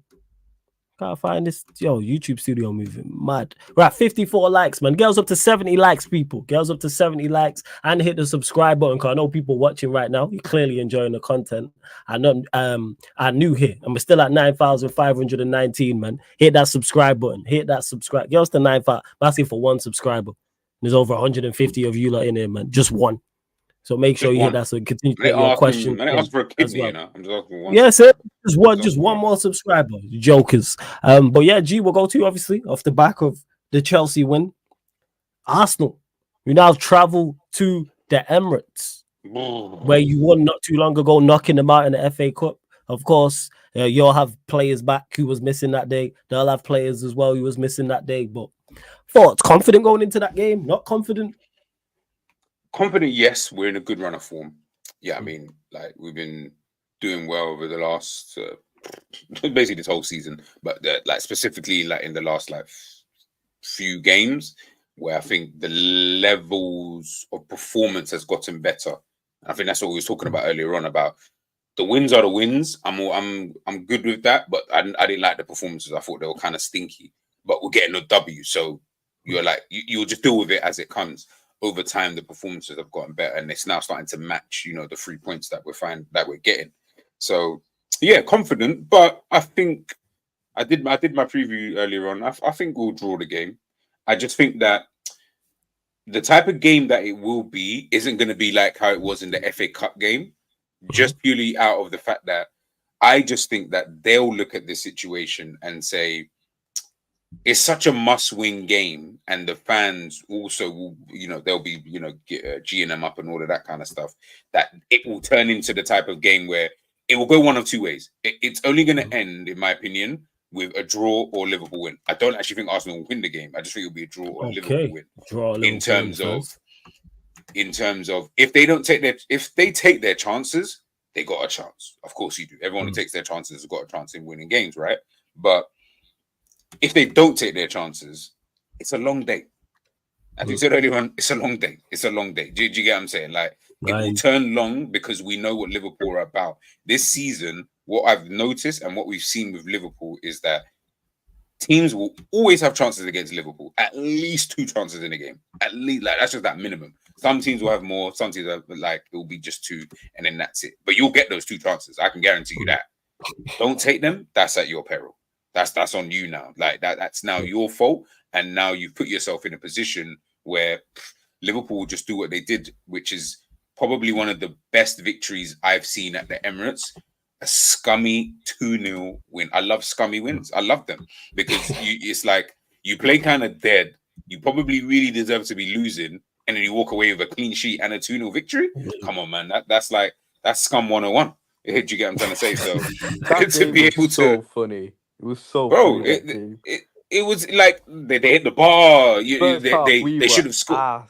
Bro, we were so dead. Yeah, so bad. And they was on it. They was on it from the jump. They was on it. Like, and that's what I say is that if they're on it and they're doing their thing and they put their chances away, it could be a long day. That I will admit that. But if they don't, like I said with Liverpool, we all know Liverpool are getting at least 3 chances in the game. So as long as it's not Darwin Núñez on the end of them, we'll probably score at least one of those. Yeah, I mean, we're probably good enough to at least bag one of those. So, yeah, but I will go over draw just for now. But let's see how the game starts, how it pans out, and of course, go from there. But I don't see Arsenal getting a victory though. I think at best they'll get a draw. At best. Okay. Ryan, what are you saying? Arsenal travel to the Emirates. I know you're super confident. What are you saying? Liverpool, what's the score? 3-4-0 Liverpool? What are you saying? Nah, it's not like that confidence. I'm optimistic in it. Like I have confidence in my team that we can get the job done in it. We're not going to win like 3 or 4-0. Like at the end of the day, like Arsenal are overrated, but they're still a good, very good team in it. At the end of the day, and we're still going away there. I'm stressed for the game, but it's kind of like a good stress. It's a stress because we're actually playing well, and there's a lot riding on it in terms of if we win. I think that's a big one. I think that's a big statement if we manage to win this game. Because I personally think City, the players are looking at this game and thinking, because they play on Monday, I think, against Brentford City. So I think they're looking at this game thinking, high chance Liverpool drop points this game, innit? And at the end of the day, if we manage to get a win, that's a big one. Like, it'll be tough. I don't think, like I agree with you. I don't think they'll beat us. I think we've definitely got the mental edge. We're high on confidence. There's pressure on both teams. There's definitely pressure on us because I feel like we need to win. Like I've heard people say, "Oh, we can get away with a draw and stuff." Personally, I don't think so because I don't think you can give City any kind of encouragement or optimism. Do you get what I mean? Like, because all of a sudden, if we draw, then we lose 2 points. Then if City win their games in hand, then they're level on points with us. So, you can't give them any encouragement. You need to keep the gap over them, even if it's only 2 points. So I think we need to win. But obviously, I mean, Arsenal fans still think they can win the league, innit? And I guess you can't rule them out because they're still fairly close Well, to you've us. ruled them out, though. I've not ruled them out, but I don't think they'll win it. Shut up, I man. don't think Ruled them out. I don't You've think not they'll ruled get them out, many. but you don't think they'll win it. No, you know what it is. You know what it. This is how you can't rule them out at the Good. moment because they're still not out of it in terms of points. But I don't think they'll be anywhere near winning. Okay, the have you ruled out Spurs? That's the thing. You can't rule out Spurs anyway. But we all know Spurs Also, you aren't say going Spurs. to do it. All right, innit? okay, first. All right, you get the same energy. Okay, fair enough, I've right? said that. I've been on record. I've said it on Twitter. I've said to Arsenal fans on Twitter. It's like I remember asking Igal on Twitter the other week because Igal was like adamant Arsenal still in the title race, and I asked him, Of course, he Igal does, man. title race? Yeah, I was like, But I he was is, like, man. would you say Spurs are in the title race? And he was like, no. What did and he I was say? like, why? He said Because he's a said gal. no. Yeah, exactly. Because he's a But gal, Spurs man. were This only is the like same. 1 point behind them. This is the same guy who put, 9, 10 Arsenal players in an Arsenal Real Madrid combined 11. crazy. Like, come on, man. That's We know crazy. what he's on. Yeah, I'm saying. Gal, I need you to You're answer only for these back to crimes Arsenal because fans. I didn't even understand. Was this like a Real Madrid like under 17 squad, or was this like Real Madrid? Nah. G, it was the main team. You know what I'm saying? And that man Bro, had Rice over Chouameni. You know what I'm saying? Yeah, okay. You see, the thing is, Odegaard over Modric. Bro, Like, bro yeah, didn't you put see- Vinicius in, you know. he didn't put wasn't Vinicius in in. the team. The thing is, I saw it come up here, but I thought he was trolling, and two, Oh, he's I definitely feel like he trolling. said, I feel like no, but I feel like he even said the reason why in terms of he said on form or something like that. Like, and I'm big up a gal, by the way. Odegaard But I over remember, Modric. yeah, listen, look, from when. And I see the confusion in G's face. Yeah, I'm actually I'm getting stressed now. I'm getting kind of stressed. Eddie. The reality is, and Rare, you can continue, but all I will say is Rare's kind of right though. Like you can't really. I can't remember what I was. Maybe it was even on the terrace or someone else saying it. Mm-hmm. You can't even. There's no top 4 race. There's just a race for the title, and everyone's kind of in it. If that makes sense, like. Okay. The top 4 is like a weird race. Like I can't really call that a top 4. I know it's what just you more. mean, yeah. Yeah, do you know what I mean? Like because the points are like it's not like Tottenham are only 8 points behind us. I know that sounds mad, but all it then takes is It's for a couple of games swing, innit? Like couple games swing. All of a sudden now, boom! This team is now all of a sudden just happens to be back into it, kind of thing. You know, Man City could go top, Arsenal could go, Liverpool could stay top. Like. There's so many swings and roundabouts, and teams are going to keep dropping and climbing up the table that it's just like a really bunched up title race. But you have got clear favorites, semi-favorites. Yeah, I don't really know about all of that. But if they were to get a good run in like March, April, all of a sudden, and the other teams drop off, they're not so far behind where they're like, no, you're never gonna catch them. So yeah, it's a bit of a mad one. It's a bit of a mad. But this whole, I'm just confused with this Real Madrid. Like my head's starting to itch. Even Yeah, I don't know what it is. But Flawless, you know what it is with Arsenal? I'm saying it's like, I think, like I said, I don't think you can rule them out complete, but they won't come anywhere near winning it. But if we all know if Liverpool win that game on Sunday, Arsenal's title hopes are dead in the water completely. Then the gap becomes too big. It'll destroy their confidence if they lose at home to us. Yeah, they're gone if we beat them on Sunday. So there's definitely a lot of pressure on them as well, being the home team. So, and Arsenal under pressure, man, they normally crumble in it. So like that's why I'm confident as well. They're playing really well, and I think G was spot on. Like the reason why maybe a couple of months ago I was kind of negative about our kind of hopes of winning the title, even though we were getting results.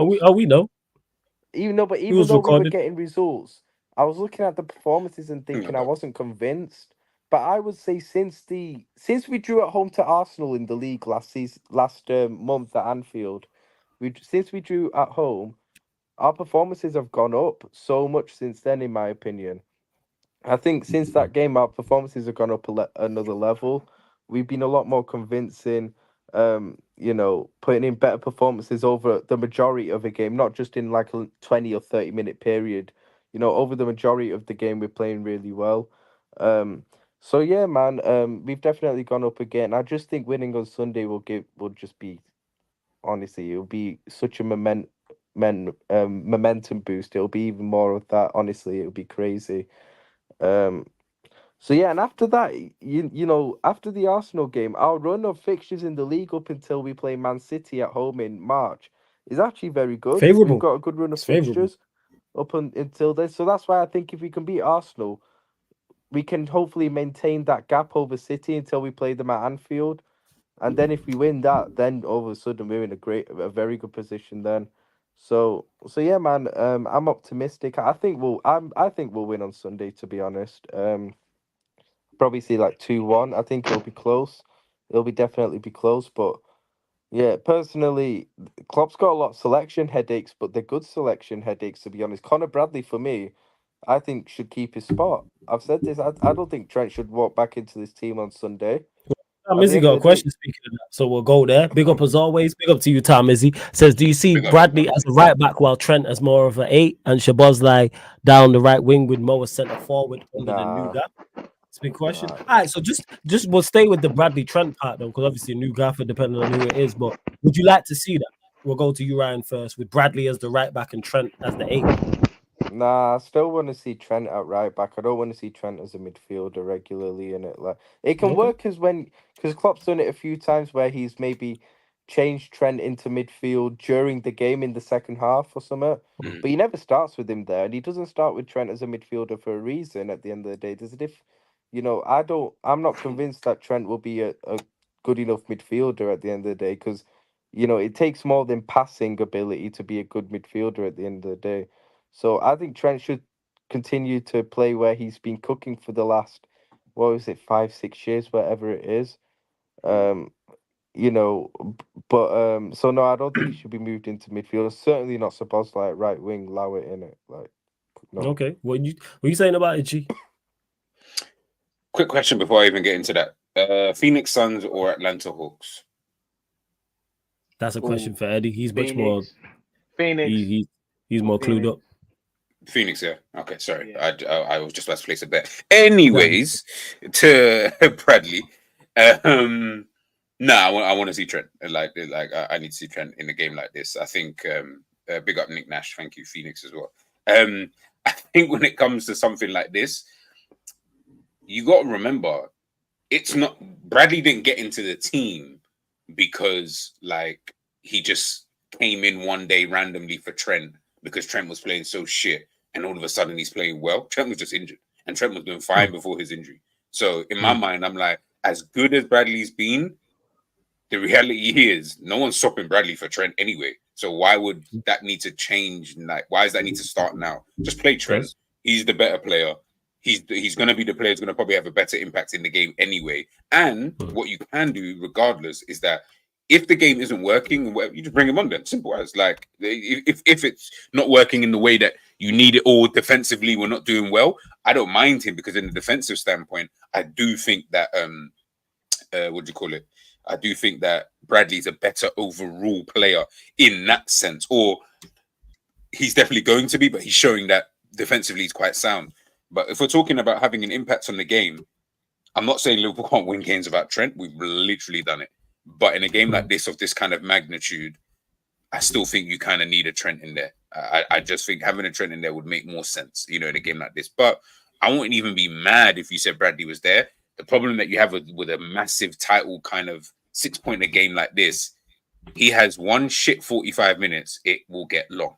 And he ain't going to be seen pitch for time after that, kind of thing. So do you want to just go with the experience head, the guy who's, really been doing this and has played in top games and has played in this same fixture already twice this season? I probably would just go with that if I'm being honest, and then see how things go. And then that's my thoughts. I do hear it, but I just feel like Bradley's the player. Like, Trent hasn't started a game in over a month at the end of the day. And, throwing him in the start away to Arsenal, and then you've got Bradley, who's actually balling out, who's so high on confidence, so high on momentum. Is probably more fit and fresh than Trent at the moment. I just feel like, you put him in there. You don't change what's kind of not broken. Nothing's broken at the moment. At the moment, you're going into a big game.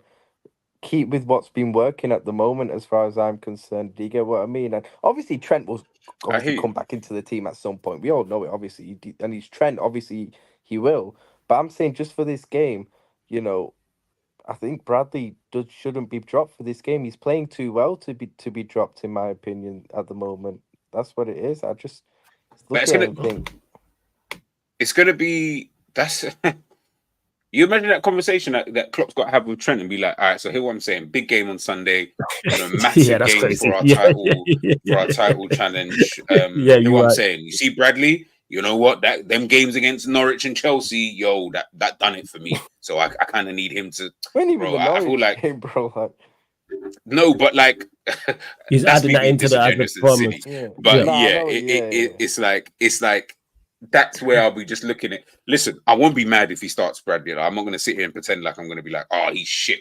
He's calm. You can play him if you need to play him. And to have Trent on the bench, I guess you could say, all right, if things are not working halftime, Trent, you're coming on the pitch. It's a different type of threat coming down that right-hand side. So you could go that way instead. I just think you just rather start on the front foot. I don't know, man. I don't know. Like, play whoever, do whatever, because it's not my job. That's on the I don't think any Liverpool fans G said, I'm not involved. I'm not involved. Like, if it doesn't work, I don't want to know. Any Liverpool fan will be like critical of whoever plays. Do you get what I mean? When we see the lineup before the game on Sunday, whoever plays, I don't think any Liverpool fan will be like unhappy with it. Do you go? Like, if Trent plays, I'm not going to be unhappy with it. I'm just giving my play. But if Trent plays, I'm not going to be like, it's Trent at the end of the day. Like, I'm not going to be upset about it. It's on the other side. Like, Gomez has to keep his spot at the moment. There's no way Robertson should be coming back into this team at the moment ahead of Gomez. I'm sorry. No, but at least Gomez has actually outperformed Robbo, whereas Bradley hasn't outperformed Trent this season. So Gomez has to stay. He has to stay. Thing is, Gomez at left back recently, like Robertson, I think before his injury this season was actually doing all right, but Gomez has been better than since he's come into left back than what Robertson was doing earlier in the season. Like Gomez is just playing sensational at left back. I can't even lie. He's actually been brilliant. Like defensively on the ball, he's been good. When he inverts into midfield, he's been doing that really well as well. When he's inverted into midfield, he's looked very comfortable. Bro, like, hopefully he can pocket Saka again. Bro, Robertson has to earn his place back, man. He has to earn his place back, man. There's no way he should be just walking back straight into the team, bro. Gomez is playing way too well, bro. Fair play to him, because I was highly critical of him. I'm rightly so, but bro, at left back and right back this season, Joe Gomez has been fantastic. Like, and switching lanes, obviously, from Liverpool's fixture away at Arsenal. Eddie, you mentioned it earlier. West Ham at home. But big up, man. Hey, Ryan, love every single time, yeah? Every time. Bless up. What are you saying, Eddie? I'm not gonna ask you if you're confident because that's stupid. Can we get a result? Is the question I'm gonna ask you. That's what I'm Bro, gonna listen say. to what Can you we get just a said. result? I can. This daft question. Eddie would have punched me like, of course I'm not confident. So I know he's not confident. Can we get a result? That's what it is, man. Can we? There's the look on Eddie's face, like what? Yeah, can we take that Like- Wolves performance like the first 75, 80 minutes into this West Ham game? Because you probably play Like, the cause same it's team. like, bro, you can't be asking me these questions with this team. Cause this is like the first time I'm dealing with a team where the opportunity for it to be a win, loss, or draw is equal on all fronts. I hear That's that. how we play. Like, no matter the competition, you never know what type of United team is going to show up. You never know which players are going to show up. Well, I'll say this. Maybe I think Mainoo is getting into that place where we can at least expect certain things from him, right? We could say we know we're gonna get a consistent level. He's gonna be 6 out of 10 at very worst. Yeah, yeah. Mm. I think the same can be said for. But like Johnny Evans, man, if he plays. Hey, shout out Big Game Johnny. Shout out Big Game Johnny. Because I'm looking at our team, bro, and it's just like the fluctuations, bro. But it sucks. Just, it sucks. It sucks. honestly is terrible and it's stressful.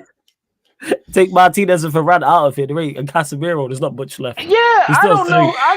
Man, those three. He's been a who plus sang point. that song? Who sang "Who Can I Run To"? Dun, dun, dun. I forget who sang it, but that's how I feel. Like, who can I run to, bro? I don't know. I'm struggling with this decision. I would say I have more faith in a draw, 1-1 all, because I do know this. As a team, when we're at home, 9 times out of 10, we're going to perform very well. But West Ham just seem to have always had our number in certain respects. Like, and kudos, like, if you're telling me I'm starting Luke Shaw at fullback on one side, and I'm starting Diego Dalot at fullback on the other side, and Kudus is still pissed after what happened at AFCON, I have no faith, yo. No faith whatsoever. At least Ben Rama got sold, so I don't have to worry about him dropping his thankfully. pack. Thank the Lord, because that dude always just packs up United for no good reason. But yeah, give me 1-1 and I'll take that. That's the only thing I can say with this one, man. It's gonna be a tough match because, like I said, stylistically, they play in a manner that does not help us one bit. True. I call them West Haram for a reason. They're try hard and organized. They're try hard and organized, yo. Like, that's all you need to be United. You try hard and be organized, man. And you give us a game. Hey, we seen it with Newport County. They were just organized and try hard, and they're 16th in League 2. You lot are just. That's why I was so surprised by the Wolves' performance because they just didn't do that. The man was a farmer. The man was a farmer, and he scored a goal against us. He was a legit farmer as well. He was a legit farmer. Yeah, he ain't even taking liberties, people. Listen, Manchester United, man. I don't know, man. I feel like whenever I feel that you guys have hit rock bottom, it's like you dig into that rock and somehow get through, and you're still able to pummel further down than you were, originally. The bottomless pit, it's a bottomless pit. We just keep falling like it's a dream. We just keep falling. Like we the brother in 300. The brother in 300 who got kicked down the tunnel. That's us. That's us. But you know what's mad, yeah? I know this is like a little bit off topic, but in relation to Man United, yeah. So Fergie left. You obviously had your lows that season with David Moyes. Obviously, let's go a bit further down. You had LVG. Rashford comes about. So there's a bit of a shining beacon. Mourinho then comes off. Oh, you win the FA Cup, by the way. Sorry, with LVG. Then Mourinho kind of comes about. Now, you know, Pogba's in the mix as well, kind of thing. We're in the Europa League. You win the League Cup. You know, you get second in the Premier League at that time. Everything's looking okay. You know, we're building. Then let's, you know, fast forward a little bit. Then Ollie comes into town. Now, Ollie comes in. Ollie gets actually second place in one season, but overall, he ain't really the bees and knees. In that time, in all that time that I'm talking about, the only player I think you're realistically talking about at the time, maybe like Rashford. I think he was like the only real shining light. And obviously Ibrahimovic when he came, and obviously that season he was dope. But outside of him, it was kind of Rashford. Now we're talking, we're fast forwarding it. Obviously, you had the Ralph Rangnick, all that madness. We won't even talk on that. Yep. We fast forward to, you know, to this season. It's Kobbie Mainoo. You know, you always have like a shining light somewhere, but it's just surrounded by absolute darkness. Yeah, just absolutely. pure and utter darkness, like. Yeah, because we spend enough.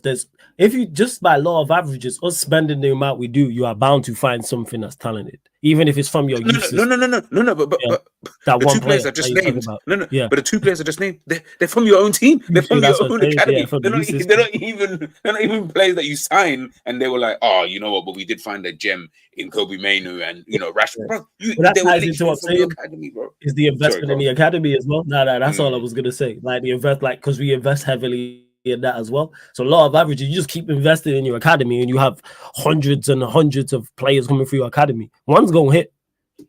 And that's what happened with Mainoo. We got that one hit. That's like I'm listening to both you and Eddie, and man said, I'm not even gonna ask you, are you confident? That's a stupid question. I said, like, it took me back. Like I was a bit like, I was confused for a second. I was like, did he just say that? Like, I was thinking, what is going on with Manchester United right now? Like, I didn't even know the situation was so bad where man doesn't even want to ask you, like, are you confident? Like, because that seems to be a non-starter. But my boy, who's a Manchester United fan, like a big fan, he will tell me the same. Anytime I chat to him, he'll tell me the exact same thing. Like, and I'm like, sometimes I have to sit there and think, you know, when I'm trying to be the voice of reason, I'm like, nah, but you know, it's not that bad though, man. It's not as bad. Yeah, it's not that bad, my guy. Like, you know what I mean? You can just, you know, this game you was good. You know, you beat Wolves. I know, Eddie. I know you beat Wolves 4-3. You know, Kobbie Mainoo obviously playing well in the game. It is what it is. But what I will say though with you guys is that I asked Terry this the other day. Kobbie Mainoo, first question.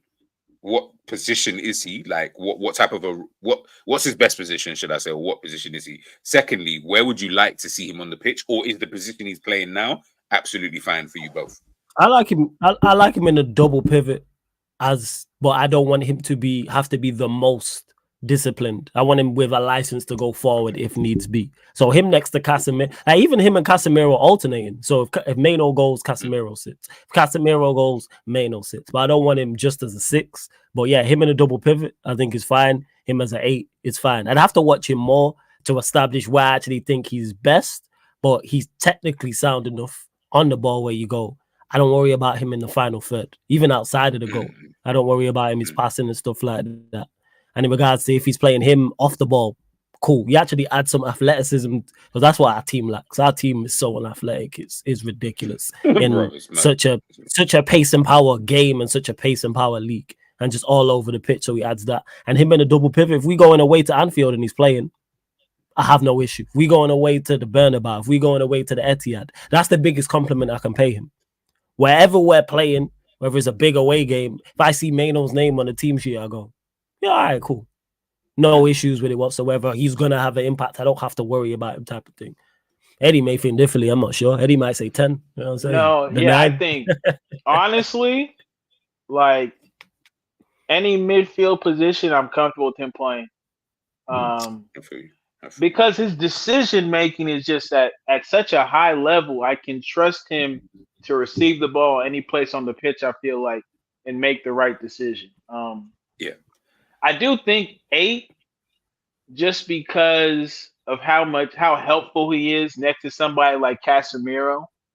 Because the great thing that Casemiro does, and people, again, this is just my opinion, I think Casemiro is like final form Fred, right? What Fred used to do for us. Fred would win us the ball back, and at the same time give the ball right back to them after he won it back. And the problem that Fred was having was he'd win the ball back, and then he'd pass the likes of a McTominay, knowing good and goddamn well McTominay's not going to do anything useful with the pass. So they help each other in that 6 role because Casemiro can win the ball back, find Mainoo. Mainoo will then play a pass to somebody that needs to receive it at that time. But then we just saw his finishing ability, right? We just saw him win us the game. Good finish, right? So I have, and he had a goal against Newport County that was pretty much the same. That was a good finish. Goal. That was a good finish. It was a tidy finish.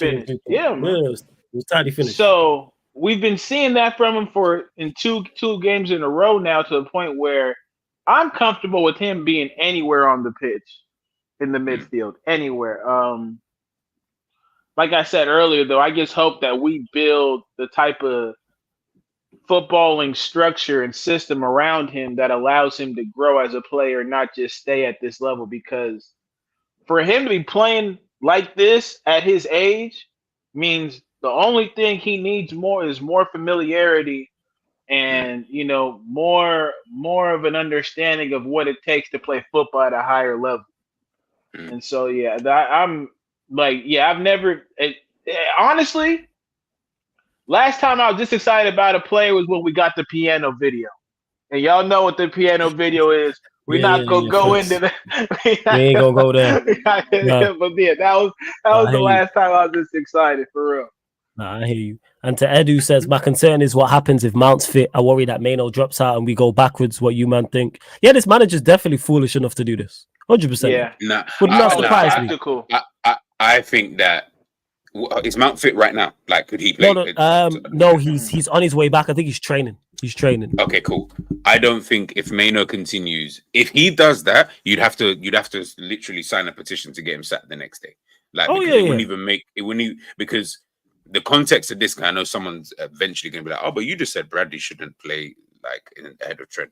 The difference in the two is that one player has actually been shit since he arrived at the football club, and this guy's actually just been good since he's been here. He's not replacing, like, Mountain wasn't like 10 out of 10s playing sick and then got injured, and then Mainoo came in and he's playing well, where you could be like, all right, let the big dog kind of come back in and do his thing. We're talking about a guy who, since he signed, it's been the biggest, like, you guys love wasting money anyway, but this one's another one to add to the list where you've just thrown money down the drain kind of thing. So yeah, if he does that, like I said, wouldn't surprise me. I don't know. Wouldn't surprise me. Same way when we came to you lot, drew 0-0, looked like a cohesive unit. We went to West Ham a few days later and he changed the team.